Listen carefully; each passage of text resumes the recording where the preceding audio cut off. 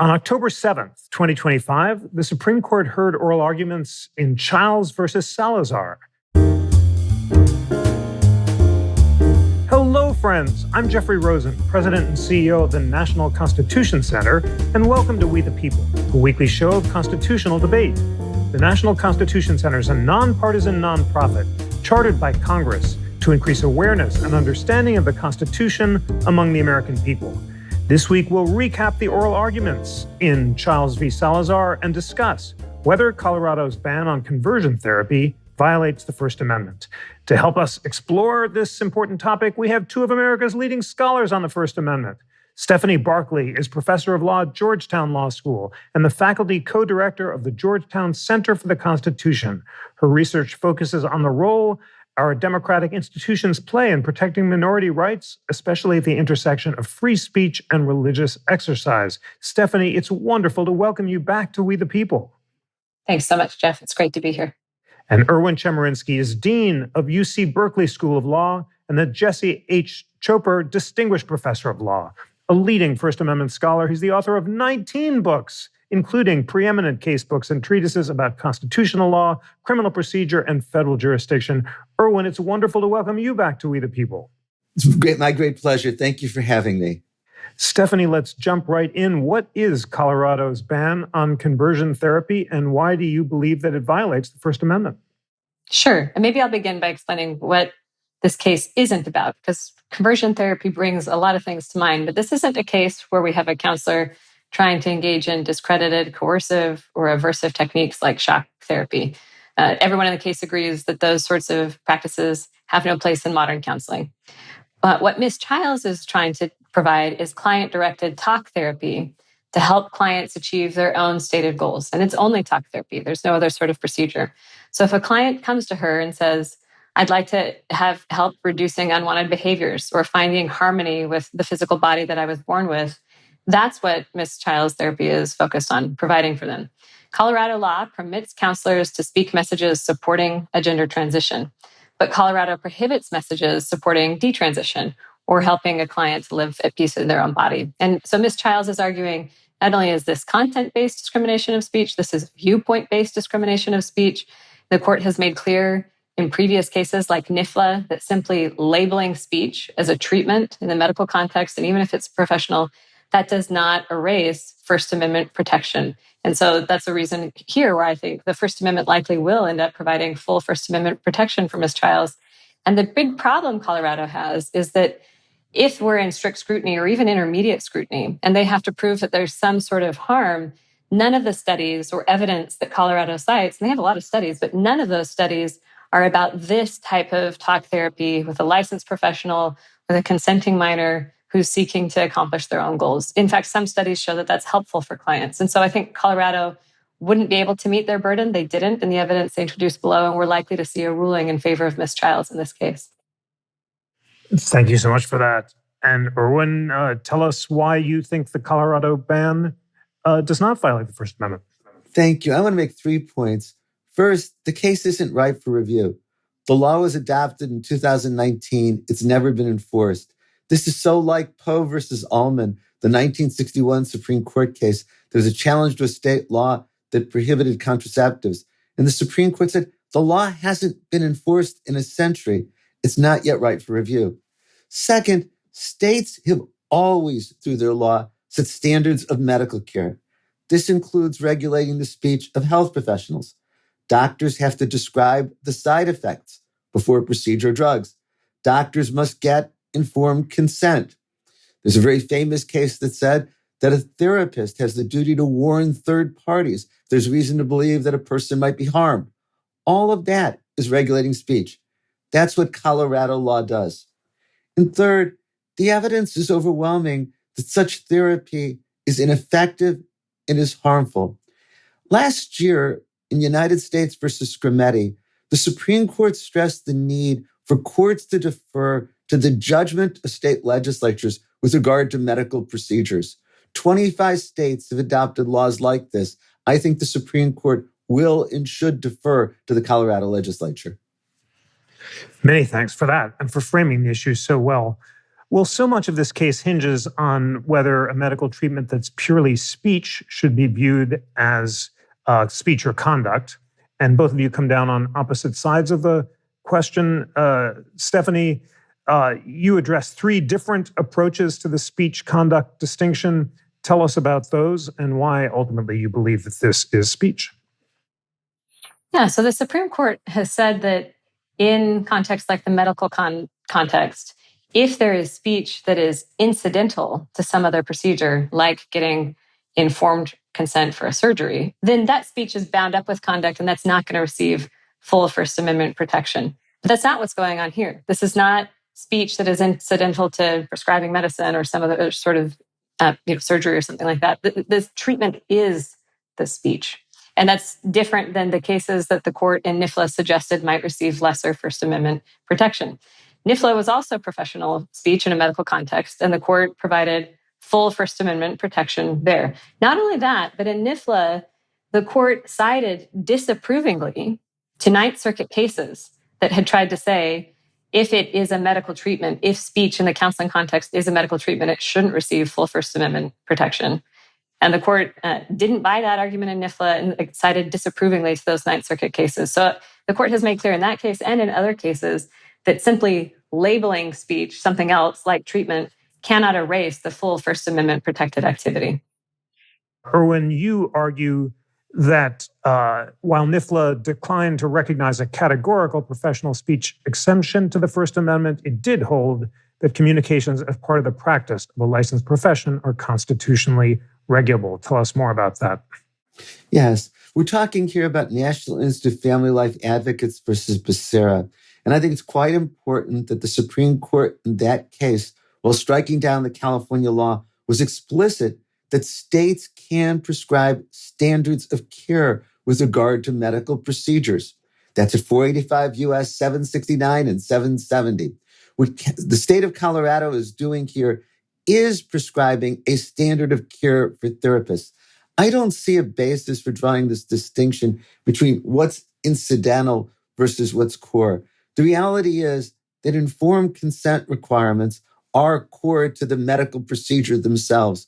Or I'll go back to a case that I alluded to, a famous one, the Tarasov case, that said that if a therapist knows that a patient is likely to harm a third person, the therapist has the duty to warn the third person. That's not incidental to the therapy. Ultimately, the state gets to prescribe the standard of care, such as the malpractice laws. And that's all that Colorado is doing here, prescribing the standard of care. Stephanie, tell us how the speech conduct distinction fared in oral argument and also the Scrimeti analogy. Justice Jackson asked the government, I wonder why this regulation isn't the functional equivalent of Scrimeti. I mean, I realize that there were two different constitutional provisions at issue, but the regulations work in basically the same way, and the question of scrutiny applies in both contexts. So it just seems odd to me that we might have a different result here. Tell us about the justice's thoughts and questions around that issue. Yeah, so I don't think the arguments that my friend Erwin are making about distinguishing the speech as though it's something different because it's a standard of care and it's in the medical context and therefore it doesn't receive full First Amendment protection, those didn't fare well at all. Justice Kagan wasn't even particularly moved by those arguments, and I think for good reason. They asked Colorado, by your reasoning, does that mean that if we were dealing with a context where, decades ago when being a gay person was viewed as a disorder, if a state had passed a law and prohibited counselors from encouraging someone to embrace their sexual identity? What if a state back then might have passed a law prohibiting talk therapy that affirmed? Or if a state like Texas wanted to pass a law saying that counselors can't encourage a young person to move forward with a social gender transition, would that be permissible? And Colorado said, that's right. Yes. So yes, they could regulate. The state could forbid a regulated licensed professional from affirming homosexuality. that would fall under the type of reasoning you're offering here. And Colorado said, that's right. So I think that was troubling for all the justices, including justices like Justice Kagan and Sotomayor, that that sort of speech from a counselor could be prohibited too under the rule that Colorado is proposing and that Erwin is defending. So I don't think that that argument will likely carry the day. Justice Kagan pointed out, she said, if we think that this is viewpoint discrimination here, and she seemed to think that there are reasons to think it is viewpoint discrimination, could we just decide the case on that basis and not make broader rulings about some of the other issues related to content-based, which is a broader category than viewpoint-based speech? The thing about Scrimetti, that there were questions asked about this. Scrimetti was not dealing with a First Amendment protection or some other constitutional question. In fact, that was an antecedent issue they had to decide in the cases. Was there a constitutional right that was being triggered in a heightened scrutiny way? And once the answer was no in Scrimetti, then the default norm is deference. But here, because there is a First Amendment right at issue, the default norm is scrutiny, not deference. And if we want to talk about double standards that Colorado was taking in Scrimetti versus this case, Colorado told the court in Scrimetti that even when forms of treatment involved heightened medical risks, the long-standing approach of states in this area has been to enable minors and their parents to make informed medical decisions. But that's precisely the type of informed medical decision Colorado is trying to take away from minors in this case, when there are therapists like Ms. Chiles who would like to help them. Erwin, your thoughts both on the Scrimetti question and the distinction that Stephanie just drew, and also the question she flagged, which came up at oral argument from Justice Gorsuch, the mirror image question about whether a state in the 1970s could have passed a law prohibiting talk therapy that affirmed homosexuality. Let me deal with each of those. I do think there's a tension with regard to this case in Scrimetti. I wish we could talk about both cases outside of the culture war context. There's so much a product of the culture wars. In the context of Scrimetti, Chief Justice Roberts begins his opinion by stressing the importance of deference to the legislature. Justice Thomas, in his concurring opinion, talks about how there's deference to the legislature when it's making choices with regard to public health. This is a case of a choice by the legislature. The only difference is that in this instance, conservatives want to strike down the regulation, whereas in Scrimetti, they wanted to uphold it. Of course, Professor Barclay is right that this is a case about the First Amendment, and Scrimetti wasn't the case about the First Amendment. But Scrimetti involved discrimination against transgender individuals, historically discrete and insular minority. I think it clearly involved sex discrimination that involved heightened scrutiny. I think the Supreme Court rejected those arguments because of the Supreme Court's underlying belief that there should be deference to the legislature when it comes to medical care decisions. One of the things we haven't talked about enough here is that the overwhelming consensus of medical professionals is that conversion therapy is not effective and it is harmful. And that's why the deference to the legislature is appropriate. That's why even if it is heightened scrutiny, this meets it. I think the answer to Justice Gorsuch's question is that, yes, such a law would be constitutional for the same reason that this is constitutional. More on Scrimetti, both Chief Justice Roberts and Justice Kagan asked whether the law would be viewed differently if the therapy were coupled with medical procedures or prescriptions. Stephanie, your thoughts on those exchanges and whether the fact that this law is pure speech distinguishes it from Scrimetti? Yeah, I do think that the justices seem to think that if the speech was coupled with or bound up with some other sort of medical procedure, it would be treated differently. It would receive lesser protection. They've already affirmed that in NIFLA. And so part of what's going on here is that where it is pure speech, it is the speech itself that the government is trying to regulate as treatment. Then we're just in, Justice Sotomayor didn't even ask about this. Aren't the pure speech elements something that we would protect if that's what we're dealing with? They were at least asking about that. And I think that is how the court will ultimately rule in this case. I do want to touch on the claim that Colorado is making, that Erwin was just addressing, that there's like an overwhelming medical consensus in this case. There's certainly medical consensus that shock therapy or coercive therapy or other sorts of aversive techniques are techniques that cause harm in therapy. And no one is asking to perform those techniques in this case. And nothing that the Supreme Court does or rules about in this case will make it such that Colorado can't continue to prohibit that, or the other, it's less than 25 of the states that would prohibit Ms. Chiles' type of therapy. Utah has an exemption for her therapy. Virginia has agreed in a consent decree that they're not going to apply their law in this type of context. So it's less than 25.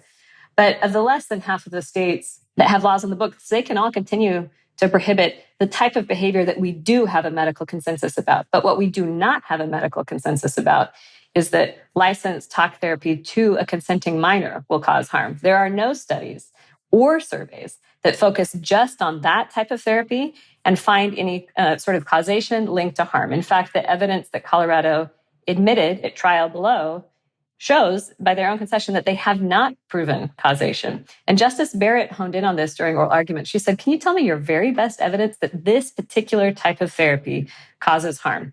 And counsel for Colorado cited 2 studies, and on rebuttal, the counsel for Ms. Chiles pointed out those 2 studies conflate conversion therapy, coercive therapy and shock therapy with this other therapy. They don't separate them out. They don't prove causation. So we don't actually have a single study or survey to back up Colorado's burden on this case. There is no medical consensus about that.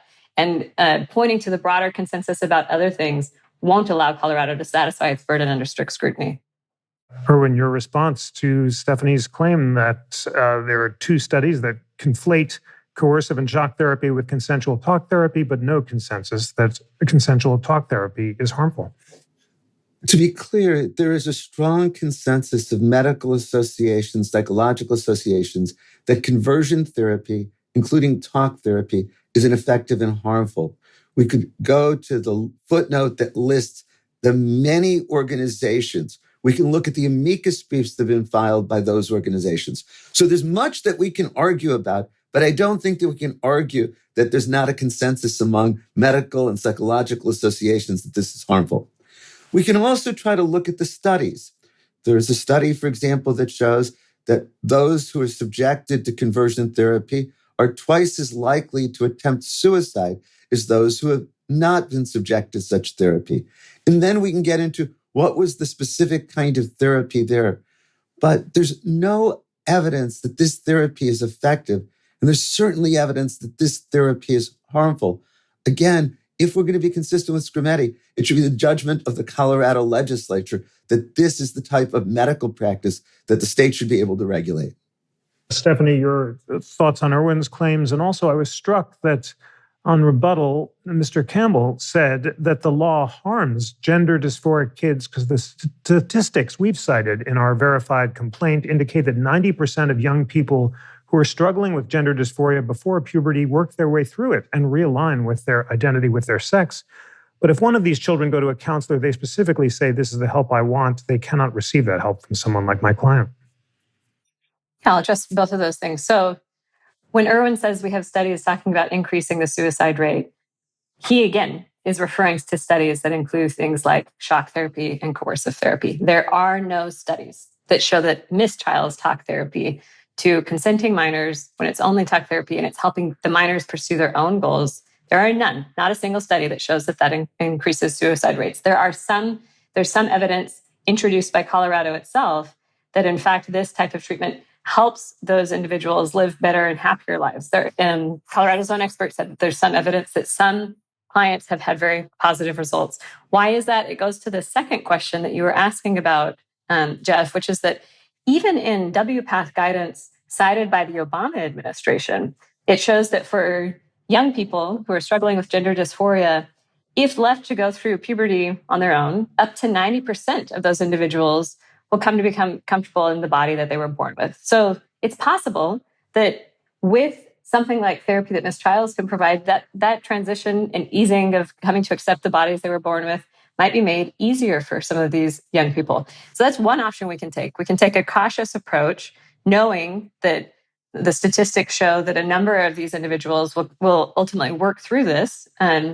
Or we can take a bold, moving forward, incautiously approach where we prevent anyone from offering any options to these young people and just are encouraging a life of potential medication or medical procedures. And some of these young people later detransition. And then there's also suicide risks for those young people. So how taking options away for parents and young people with informed consent to make decisions about what will make the best life for them when there's no evidence of that harm is going to be helpful for the young people, I think is a hard argument for Colorado to make. Now, Erwin referred to consensus of medical associations. What we have are some statements and some amicus briefs by medical associations.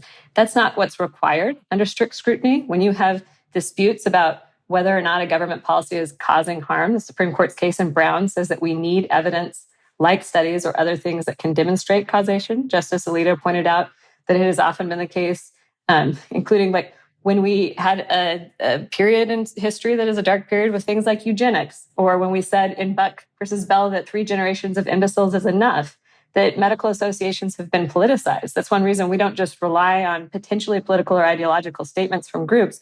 We rely on hardcore data and evidence showing causation, which is absolutely lacking in this case. Erwin, your thoughts on that evidence cited about gender dysphoria? Mr. Campbell also added that 90% of the time, once people start down the path of social transition, it will lead to the root of medical transition, which the Cass report tells us comes with harm and devastation. The Cass report, of course, was crucial to the court's opinion in Scrimeti as well. And then your response to Stephanie's suggestion, which Justice Alito raised as well, that medical associations have been politicized from Buck v. Bell to today, and we should look for more neutral evidence. Okay. First, the Cass report specifically addresses conversion therapy and specifically says that conversion therapy should not be done. And so if the Cass report is going to be invoked, I think it very much supports Colorado's position. Second, I disagree with Professor Barclay that strict scrutiny should be the test here. As we've said, the state has to be able to prescribe standards of medical care, and that includes medical care that's provided with regard to speech. Third, with regard to medical associations, I believe that expertise matters. And I believe that when virtually every reputable medical and psychological association comes to a conclusion, that should be given weight. Of course, there are instances where medical associations, like the American Bar Association for lawyers or associations for other professionals, have been terribly wrong in the past. But because sometimes they're terribly wrong doesn't mean that they're ideological or political and they should be dismissed. Expertise matters. And the expertise here is overwhelming, that conversion therapy is ineffective and harmful to minors. Stephanie, maybe another beat on Justice Alito's pushing back on the contention that the ban was intended to enforce the professional standard of care in his citation of errors where medical professionals believe that children with Down syndrome should be placed in an institution shortly after birth. What's your sense here and in Scrimeti about the justices' reaction to their concerns about the politicization of medical associations? Yeah, so what I didn't hear Erwin say is that he thinks that a medical association statements would satisfy strict scrutiny. I still hear him arguing that strict scrutiny shouldn't apply here. But so I guess I'd be interested in knowing that if he agrees that if strict scrutiny applies, which I think it will, and I think there are easily 6 votes for that right now based on oral argument, if strict scrutiny applies, then statements by medical associations won't be enough, including for those reasons that you just pointed to, Jeff, that Justice Alito pointed out. Medical associations have been concerning in other ways, including making recommendations for disabled young people or those with Down syndrome that we now view as really problematic. And that's why we have strict scrutiny to suss out, is this a valid claim? Is this a neutral claim? Or is this a politicized claim? So if strict scrutiny applies, we require more evidence than that, and Colorado doesn't have it. Erwin talked about the Cass report, and this is something important. Erwin, I would just encourage you to do as we continue this conversation. You keep using the label conversion therapy, which means lots of things. And that's obviously the label of Colorado's law.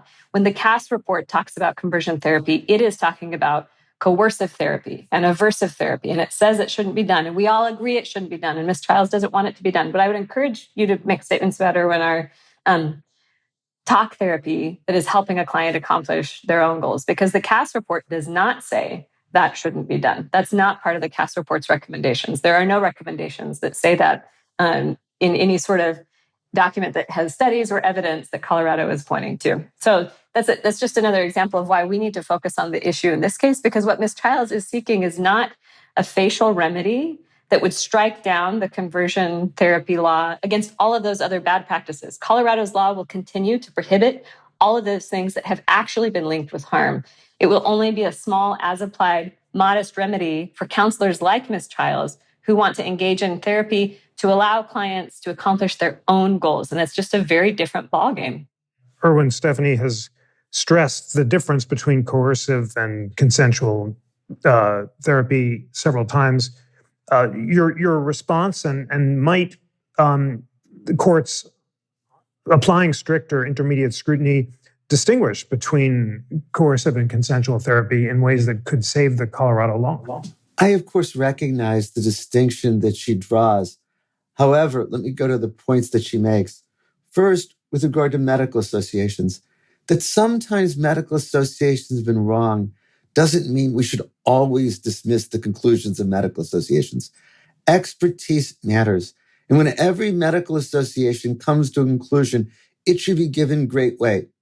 I think as part of assessing whether there's a compelling interest, the expertise of medical associations deserves some deference. And I think that here it's together with studies. Second, if you read the Cass report, it is a categorical condemnation of conversion therapy. It doesn't say conversion therapy of this sort is fine and conversion therapy of another sort isn't. It is much more categorical in that way. And again, I think what we're missing in this discussion is the ability of states to set a standard of care. I thought that Justice Barrett really got at this in talking about, could a state, through malpractice liability, say that this is below the standard of care? I think the answer to that question has to be yes. Well, likewise, if a state can do it through malpractice liability, through its tort law, it should be able to do it by statute as well. Stephanie, a question that the justices had at the end of the argument, whether if a majority of the justices conclude the law does discriminate against Chiles and strict scrutiny should apply, the question is, should the court apply strict scrutiny on its own or send the case back to the lower courts for them to do so? Justices Sotomayor and Jackson both suggested perhaps the lower court should consider the question for the first time, and Justice Barrett indicated she might agree. Your thoughts on that question? I think that the court is likely to go on to address strict scrutiny in the first instance in a very similar way that the court did in the Mahmoud case. So in Mahmoud, which was just last term, this is again the case where parents were asking for an opt-out for their children in pre-K and elementary school when they had religious objections to their children being read books that were taking positions about LGBTQ issues.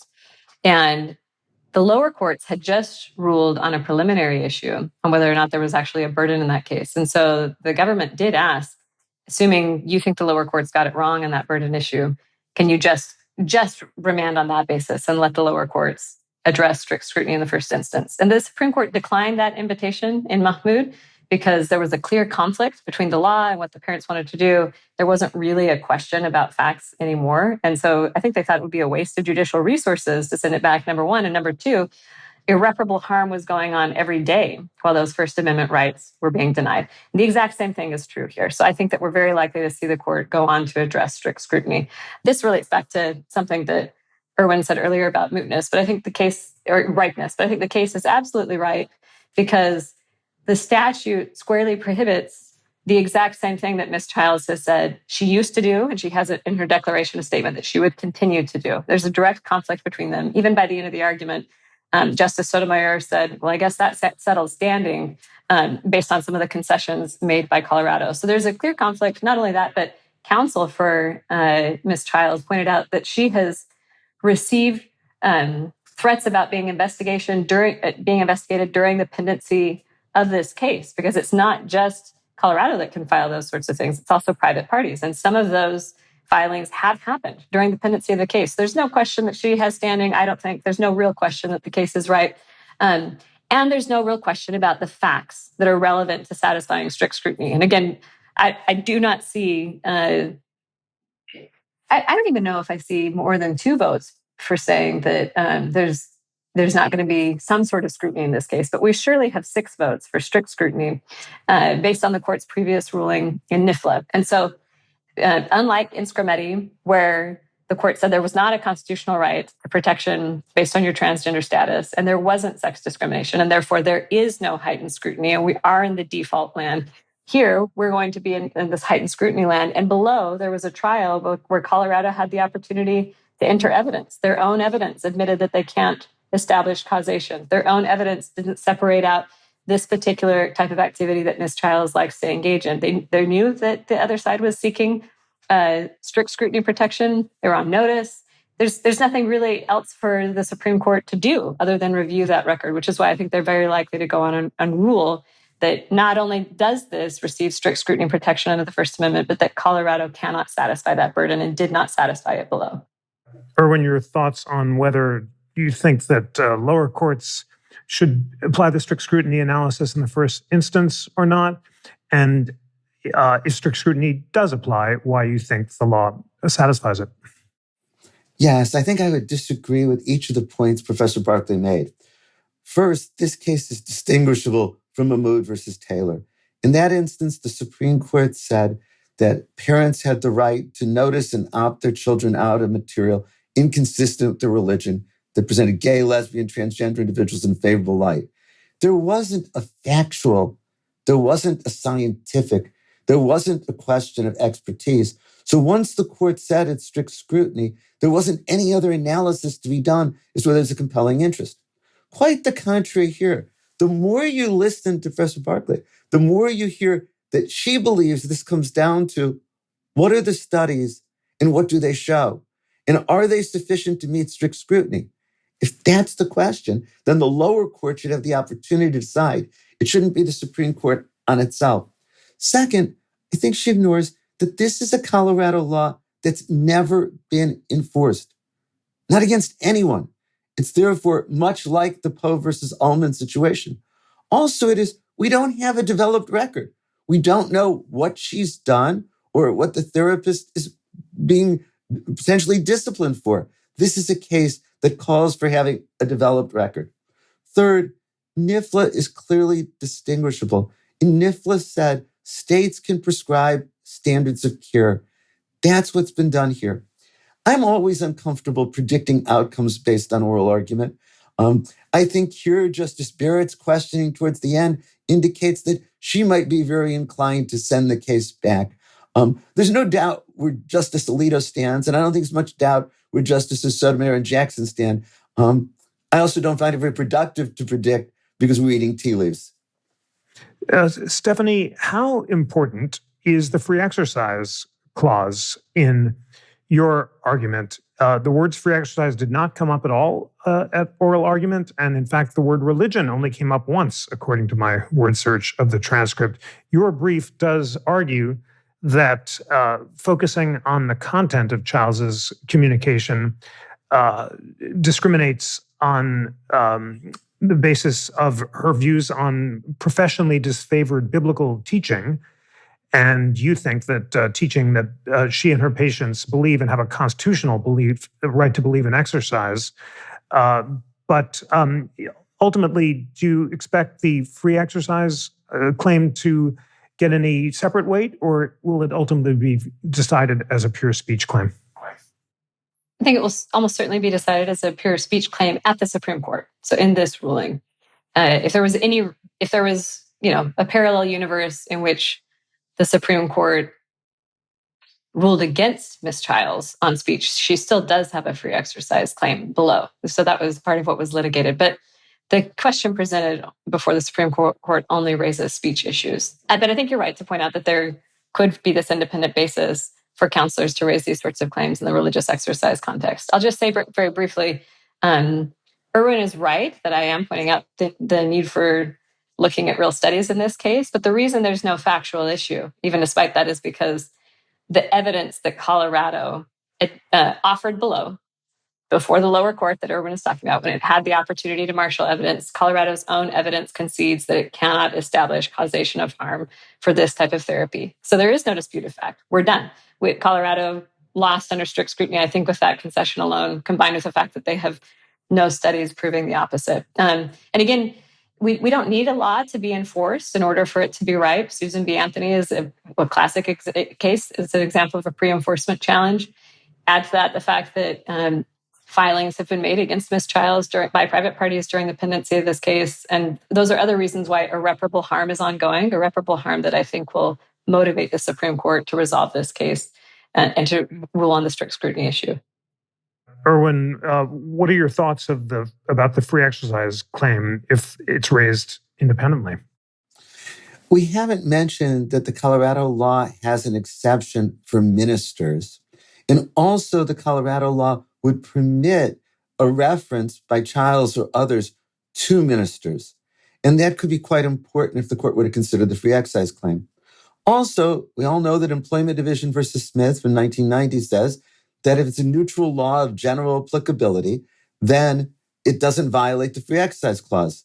The Colorado law is not motivated by desire to interfere with anybody's religion, and it applies equally to all other than the exception for ministers. I also want to very much take issue with Professor Barclay says when she says, there's no dispute over the facts. Colorado is conceded. There's an enormous dispute over the facts here. There is a huge dispute over whether conversion therapy is effective and whether it's harmful. And Professor Barclay declaring that there's no dispute of the facts doesn't deny that there is a crucial dispute. Colorado hasn't conceded that there's no evidence with regard to the effects of conversion therapy. And it's precisely because there's the dispute of the facts. If strict scrutiny is the test, Colorado should have the opportunity to produce the facts to show that it meets strict scrutiny. Stephanie, well, first of all, maybe another beat on the free exercise claim substantively, since you do articulate it, and then your thoughts on the dispute over the facts.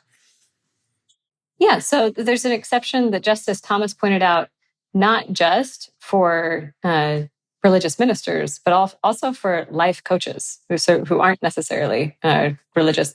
So that means if we were raising this claim in the free exercise posture, this would not be a generally applicable law because Colorado is exempting conduct that, as Justice Thomas pointed out, is just as much of a danger to its asserted interest as Ms. Chiles' therapy is. In fact, it might even be more problematic to have an unlicensed, untrained life coach running around providing this sort of therapy than someone like Ms. Chiles. And so that undermines Colorado's claim that it's advancing this law in a generally applicable way. It doesn't matter whether they're motivated to interfere with religion. That's not the test to decide if a law is neutral and generally applicable. And so strict scrutiny would apply under the free exercise clause as well.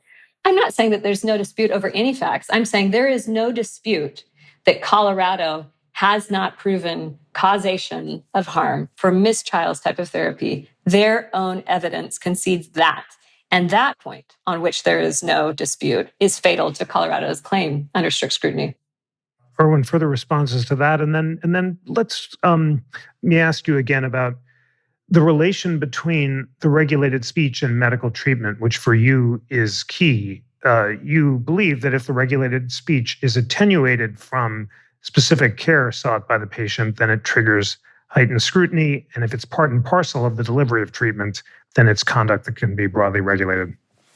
Sure. As to the first point, Colorado very much does dispute exactly what Professor Barclay says.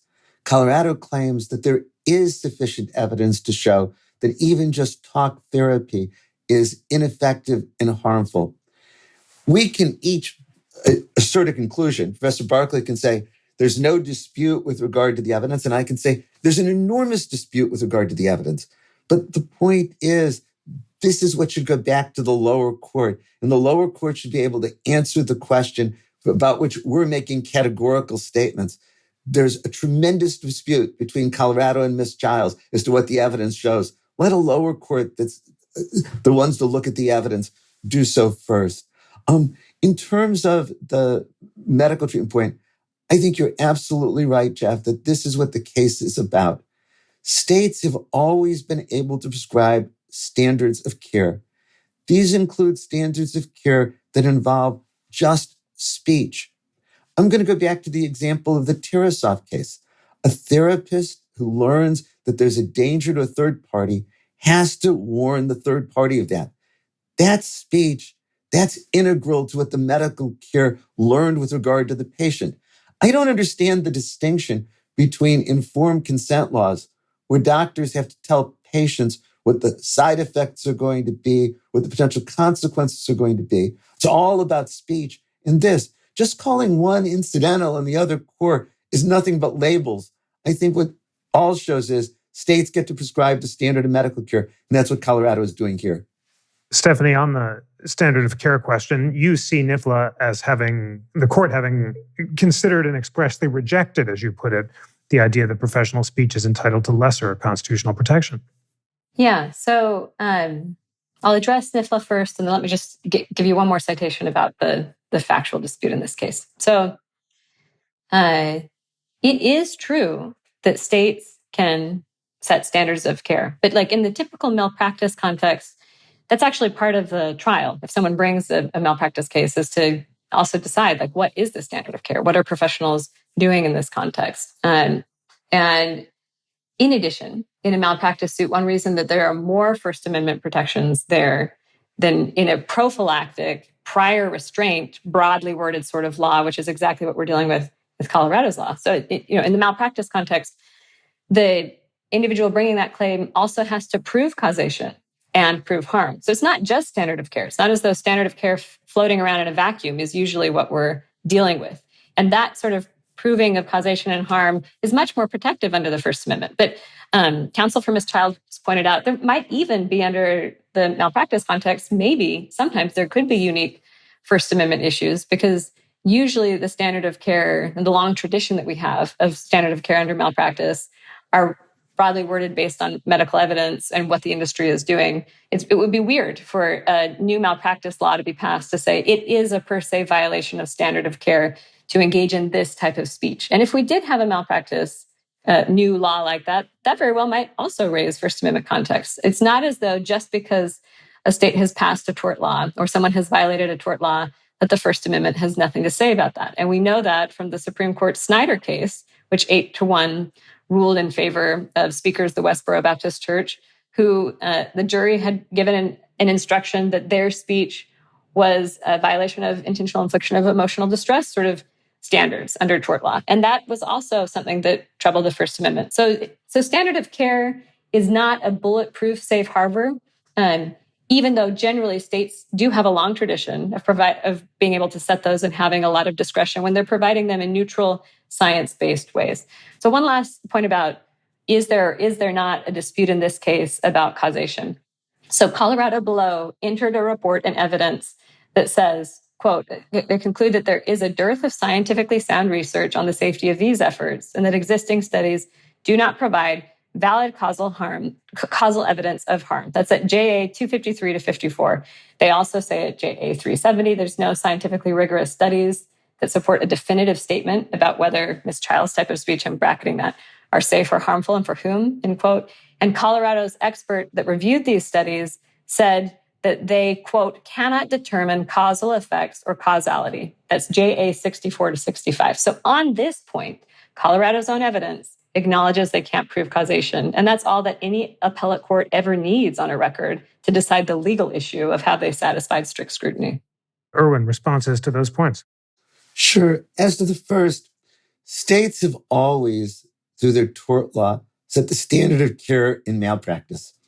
And I can't think of an instance where a standard of care was declared unconstitutional because it was restricting speech. And standards of care restrict speech all the time. The examples that I've mentioned, whether it's the Tarasov case or informed consent laws. And if a state can set the standard of care through its tort law, it can also do so by statute. There's no reason for a distinction. And this was a point that Justice Barrett was making in oral argument. Second, this isn't a prior restraint. No one would describe what the Colorado law is as fitting within the legal definition of prior restraint, which is really about judicial orders in administrative systems. Prior restraint is just using a label to create a connotation, but that's not what this case is about. Nor is Snyder versus Phelps relevant to this case. It had nothing to do with professional speech. It was a claim for invasion of privacy and intentional infliction of emotional distress. I think Professor Barclay presents the record of this case in a very slanted way. If you read the amicus briefs in this case, they certainly suggest much more in the way of studies that show that conversion therapy is ineffective. something she has not addressed at all. And certainly there are studies that indicate that trying to change somebody's sexual orientation or gender identity are harmful. I'll agree with her that the studies often don't separate, as ideally they should, the different kinds of therapy. But that's why the case should be remanded to the lower court for having the opportunity for the state to meet the standard of review. I don't think it should be strict scrutiny, but I think even it is, the state should have the opportunity to present the evidence. Stephanie, Erwin said that you haven't addressed at all the question or the claim that conversion therapy is ineffective. Could you address it, please? Well, I appreciated Erwin said that he acknowledges that those studies that are being cited by amicus briefs are often including coercive or aversive therapy when they're saying coercion therapy is not effective. I agree that coercive and aversive therapies aren't effective and have often been harmful. So I agree about that. But some of the evidence that was introduced, including by Colorado's own evidence, shows that this type of talk therapy, which I think it's kind of pejorative to call this talk therapy conversion therapy, but they show that this type of talk therapy has had positive benefits for patients, has allowed some of them to go on to live happier lives. It's a goal that the patient has for themselves, and they're not even necessarily trying to convert their own identity. They may very well say, I will be a gay man for the rest of my life. I just want your help changing some of these sexual behaviors or not acting on some of these sexual attractions of mine. Can you help me with that? And Colorado's law would prohibit that too. So all I'm saying is there's no evidence that that's harmful. There is evidence that, in fact, we're taking away an option for clients that would be beneficial for them. And none of the studies that any of the amicus briefs separate out any more than Colorado has to show harm of this particular type of talk therapy. The only thing the case is about, the only thing Ms. Chiles is asking for. And that's just what I think is important to focus on as a factual matter. The Tarasoff case that Erwin is citing to is a California case. It is not a U.S. Supreme Court case. There hasn't been a U.S. Supreme Court case that says that as long as what a state is doing is labeling something as standard of care, it gets to do whatever it wants and has wide discretion about that. And Justice Barrett had some concerns about that. She said, are you saying that if there's a context where there's medical disagreement, a state can just pick a side and say, we've decided that this is the standard of care, and now we're going to shut down the debate or the ability to engage in anything else when there is disagreement about how some particular treatment is affecting people? And Colorado's lawyers struggled to answer questions about that. And that's one way that you might think about what's going on here. So the fact that states have a long tradition of setting standards of care that are based on broad practices by the industry and science, I think is true, something that will likely coincide nicely with the First Amendment, especially when malpractice laws require proof of causation and harm in order to bring a successful claim. But that sort of proof isn't required under this statute. And it is a statute that in advance is prohibiting speech before we've had any sort of showing like that. Which is why that prophylactic nature of it raises different First Amendment concerns. Erwin, on the effectiveness point, Stephanie says that there is evidence that talk therapy, as opposed to coercive therapy, has allowed some people to have happier lives. And she'd cited earlier that evidence that it could be helpful for the 90% of people who have gender dysphoria issues and then decide to live consistently with their biological sex. I think that Professor Barclay is doing the same thing that she was criticizing me for. And here I think she mischaracterizes the Colorado law. The Colorado law doesn't prevent the therapist from discussing sexual orientation or gender identity with patients and can explore it with the patients just in the way that she wants. What the Colorado law prevents is conversion therapy, trying to change a gay or lesbian person's sexual orientation, trying to change a transgender person's gender identity. That's what the law prohibits. And the problem with the studies that she's citing here is they don't separate the kinds of therapy. The therapy that's permitted under Colorado law, which is discussing a person's sexual orientation, gender identity, as opposed to conversion therapy. And there aren't studies that show that conversion therapy works because the reality is people's sexual orientation and gender identity is very much how they're wired. It's not going to be changed according to the studies. In terms of her point on Tarasoff, Tarasoff is widely accepted through the country as it should be. I think all three of us probably read it in our first year torts class. What it says is if a therapist has reason to believe that somebody is in danger, the therapist has the duty to warn that person, even though this is speech. Finally, I think she sets up a straw person. I am not taking the position that any standard of care that's created under any circumstances is automatically permissible. I am saying here, though, that there should be deference to Colorado in making the determination that conversion therapy is ineffective and harmful. Well, one more beat on the speech conduct distinction, which is so crucial to the case, and then we'll sum up. Stephanie, the upshot of your argument is that the Colorado law is being applied to pure speech in a content-based manner, and any harm suffered by the patients is directly attributable to the content of Chiles' speech. Is that right? And maybe sum up the essence of your views about the speech conduct distinction. Yeah, so it sounds like Erwin and I agree that Ms. Chiles should be able to do things like help a client decide, based on my own goals, I no longer want to engage in this sort of activity. Can you help me with that? Now, Erwin used the word explore, which the state relies on a lot too. But that's not just what Ms. Chiles would do. If a client came to her and said, this is my goal, I'm not like asking you to help me think about 5 different goals. This is my goal. Will you help me accomplish it? My goal is to change some of my behaviors or my gender expression. I don't want to engage in a social gender transition. Or my goal is to reduce or eliminate or reduce sexual or romantic attractions. Will you help me with that? Ms. Chiles would say yes. And before this law, she did provide that sort of therapy. So the problem for Colorado is that is precisely what their law prohibits. Colorado defines prohibited conversion therapy very broadly to include, quote, efforts to change behaviors or gender expressions or to eliminate or reduce sexual or romantic attraction or feelings towards individuals of the same sex, end quote.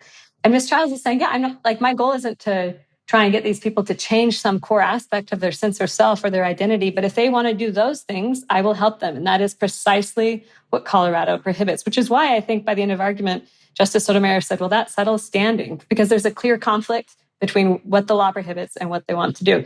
And on your question about this, the speech conduct distinction, you're right, Jeff, that I think this is going to be critical to the case.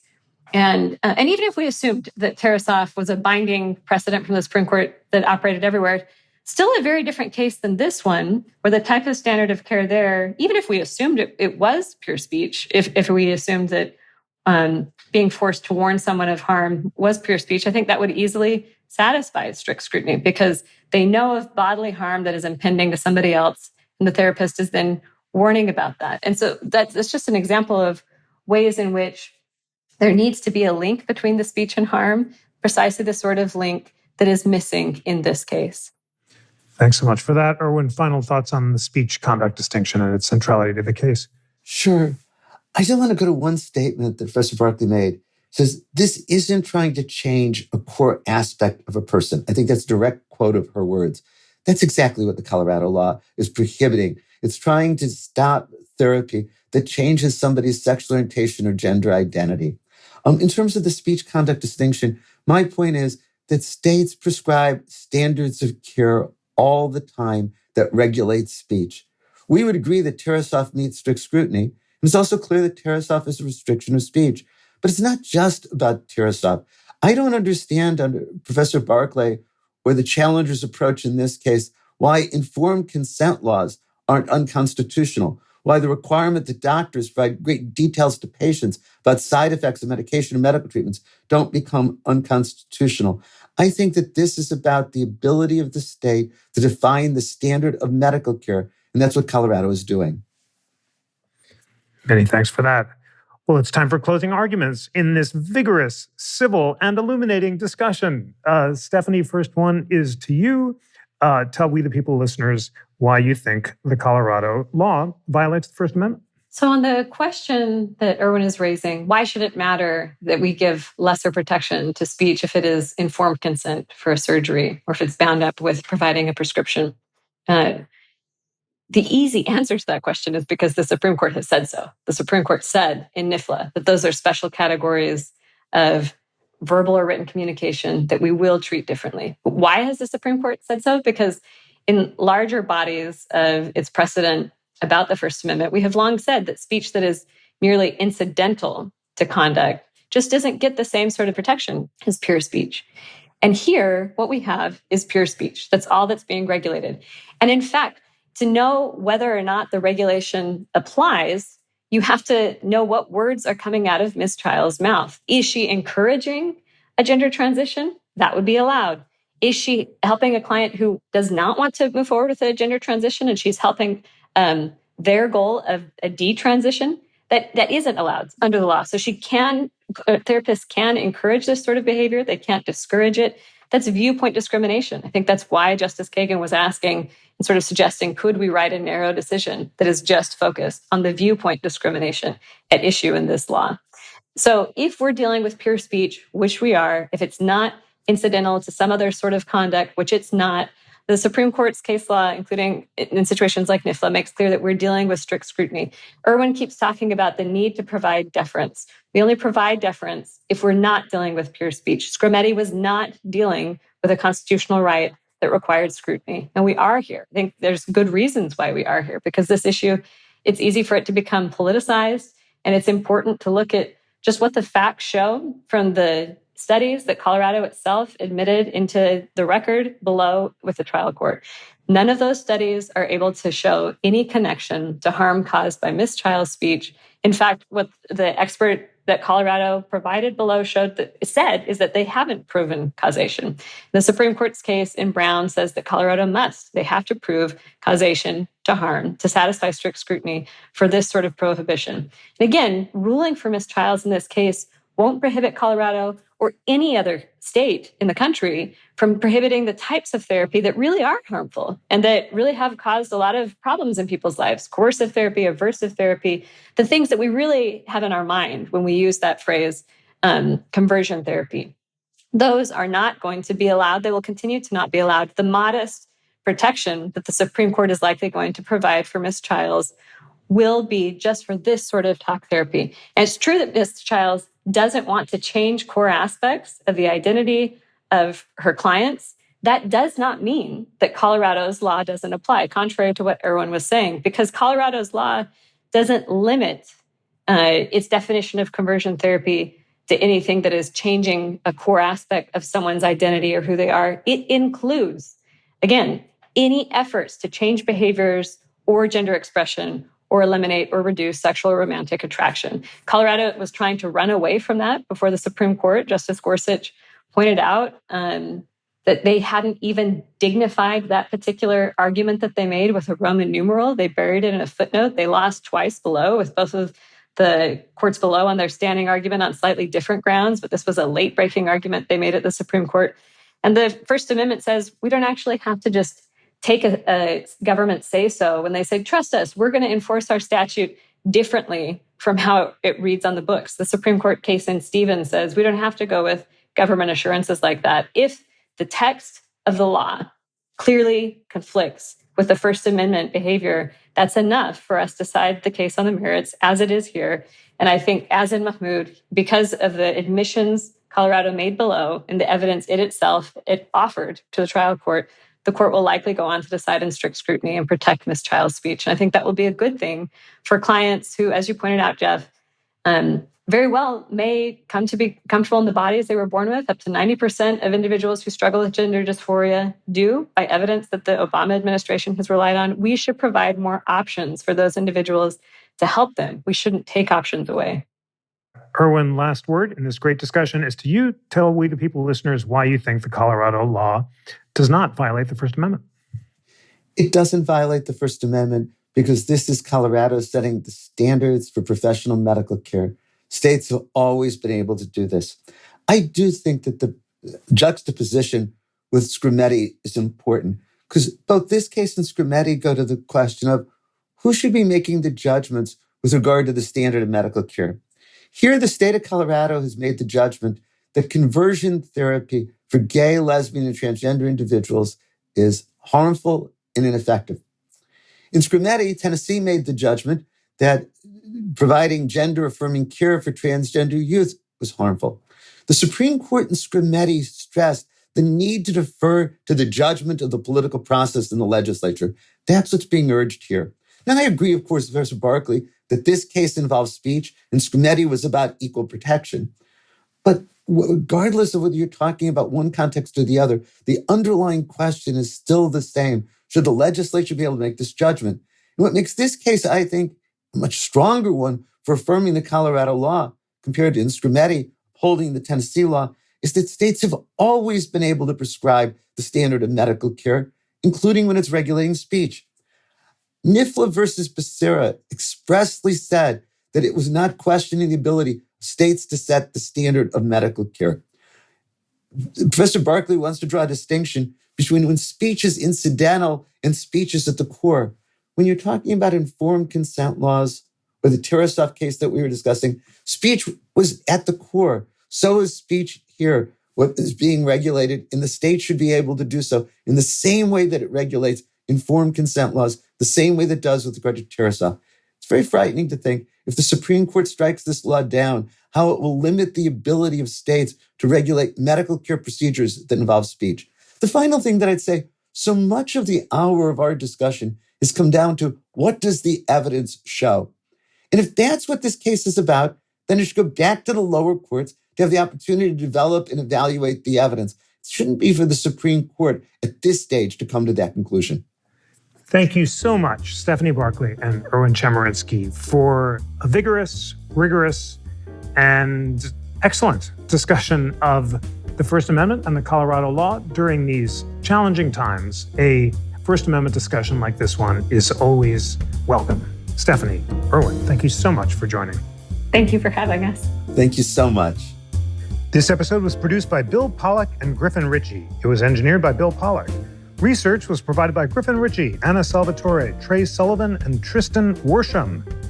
Friends, I'm thrilled to be launching my new book the week after next. It's called The Pursuit of Liberty, How Hamilton versus Jefferson Ignited the Lasting Battle Over Power in America. It's out on October 21st. Please pre-order online. If you'd like a signed book plate, please let me know. That's jrosen@constitutioncenter.org. And always remember that the National Constitution Center is a private nonprofit. We rely on your generosity, passion, and engagement for all of our programming. Please consider donating at constitutioncenter.org/donate. On behalf of the National Constitution Center, I'm Jeffrey Rosen.